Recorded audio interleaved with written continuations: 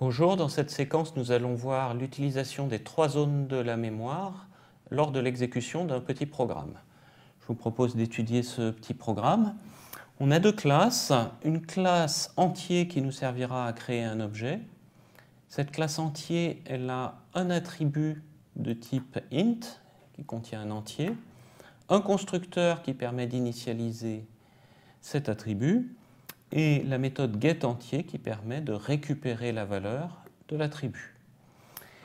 La deuxième classe, qui s'appelle S5.1, est une classe qui contient juste la méthode main et dans laquelle il y a deux lignes. Une première ligne où on crée un objet de type entier et on le met dans une variable de type entier également. Une deuxième ligne où sur l'objet créé à la ligne précédente, on appelle la méthode getEntier pour récupérer l'entier qu'on a mis dedans. Et le résultat de cette méthode, on l'affecte à une variable qui est déclarée ici. Donc, je vous propose de voir ce qui se passe à l'exécution de ce programme. Et à l'exécution de ce programme, chacune des trois zones mémoire va intervenir. La première zone mémoire, la pile, pour les méthodes. Deuxième zone mémoire, le tas. Troisième zone mémoire, la mémoire des classes.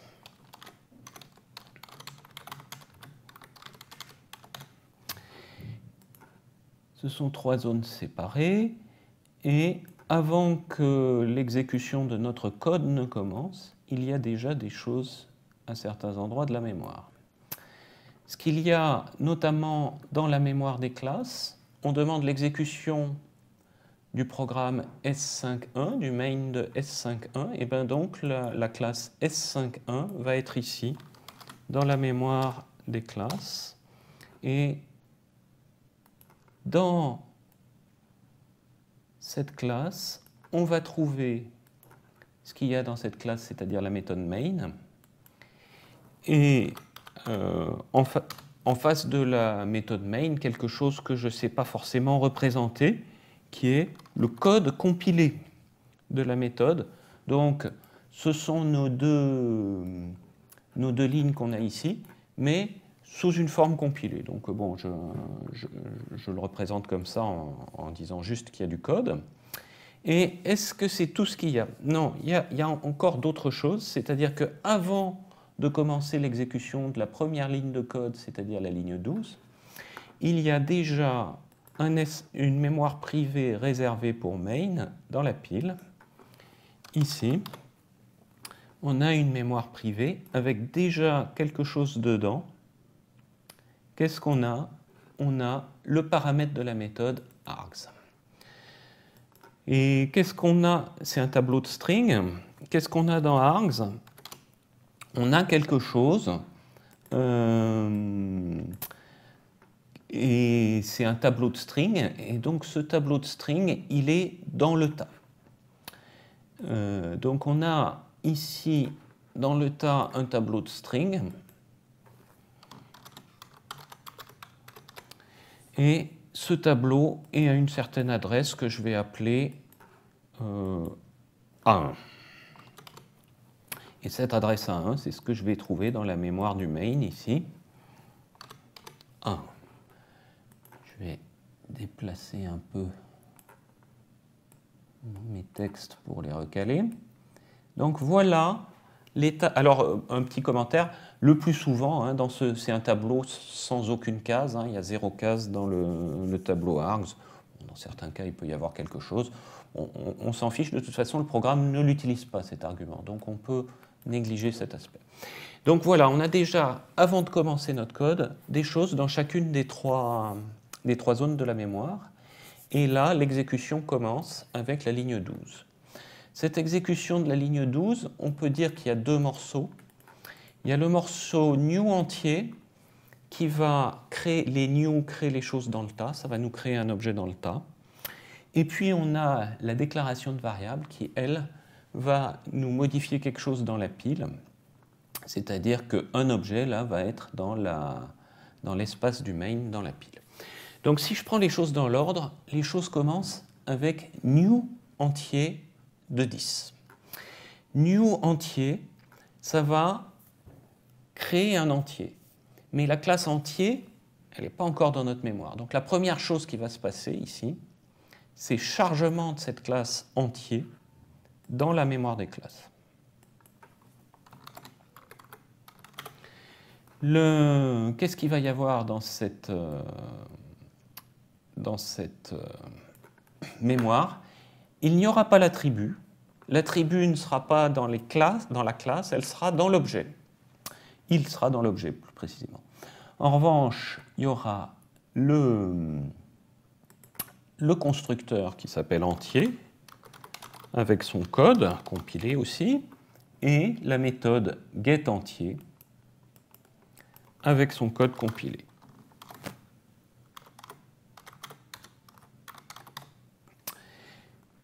Voilà, la classe étant chargée, la ligne peut commencer à s'exécuter avec un new entier de 10. Ça va créer un objet, donc les new créent des objets dans le tas. Il va y avoir ici dans le tas un objet avec déjà, ce sera une adresse que je vais appeler A2, et dedans, il va y avoir les informations à propos de la classe. La classe, c'est entier. Et puis, l'attribut ici de la classe qui est un entier, qui s'appelle entier et qui a la valeur par défaut 0. Ça, c'est ce que fait le new au début. Ensuite, le new va appeler le constructeur de la classe entier. Et pour ce faire, il va créer dans la pile un espace mémoire pour ce constructeur dans lequel il y aura le paramètre du constructeur. Ce paramètre, on voit qu'il s'appelle x, et ici, la valeur de x est calculée. Donc, il va y avoir ce x là dans l'espace mémoire qui vaut 10. Et il va y avoir une autre information, à savoir que l'objet qu'il s'agit d'initialiser, c'est l'objet à l'adresse A2. Et ça, je vais le noter en disant que this a la valeur A2. This, c'est le nom de l'objet courant, de l'objet sur lequel est appelée une méthode, ou, dans le cas d'un constructeur, l'objet qu'il s'agit d'initialiser avec ce constructeur. Ensuite, eh bien, l'exécution du constructeur peut commencer, donc on passe au code qui est ici, et on voit que le code c'est entier égale x. Entier, implicitement, c'est this.entier. Et x, c'est le paramètre que j'ai ici, x vaut 10. Donc ici, mon x à droite vaut 10, il faut le mettre dans entier, implicitement this.entier. Donc c'est le entier ici qui est à l'adresse A2. Donc le entier à l'adresse A2, c'est ici, il vaut plus 0, il vaut 10.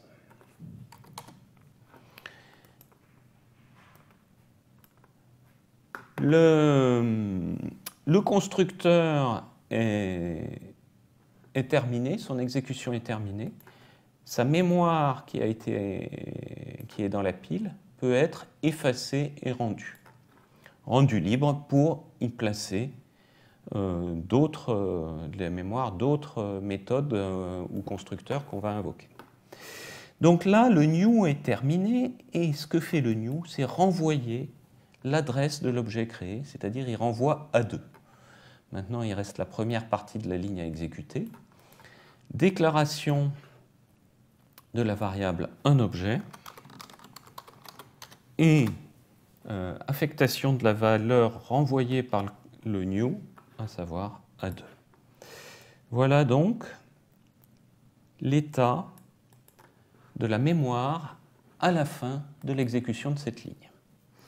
On passe à l'exécution de la ligne suivante et rebelote, on a une affectation et la première chose qui va être exécutée, c'est le calcul de ce morceau à droite de l'affectation. On voit que c'est une invocation de la méthode getEntier et donc la première chose qui va être calculée, c'est sur quel objet on appelle la méthode. Un objet, on est dans le main, un objet, on voit que c'est l'objet à l'adresse A2. Il n'y a pas de paramètre, donc il n'y aura pas le paramètre dans la pile, mais néanmoins, il y aura quand même un espace mémoire local, privé, pour getEntier, ici, dans la pile. Je ne vais pas avoir assez de place si je recale pas un peu.